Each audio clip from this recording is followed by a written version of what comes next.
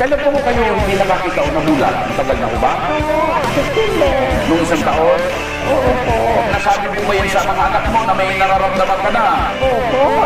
Pinagamot ka ba nila? Ayaw naman sila kung mga sa akin kasi wala daw pinapira sila. Eh sabi naman sa aking anak, yung nagpapakain sa akin, Mama, tagal-tagalan mo na yan, Mama, kasi wala kami ipapagamot kayo.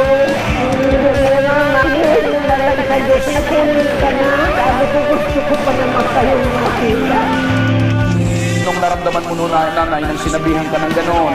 Ang sakit sa bibig na gusto ko. Sabi ko, bakit ganyan ang senti ko? Sana mahalin man lang ako nila. Sana maawaan man lang maawala sila sa akin. Iyan ang sinananalangin ko sa Diyos. Araw at gabi, kahit kalalisdan ng gabi. Nakaupo lang ako, humihingi ako ng tulong sa Diyos. Sana bigyan sila ng linaw na isip, mahalin lang ako nila.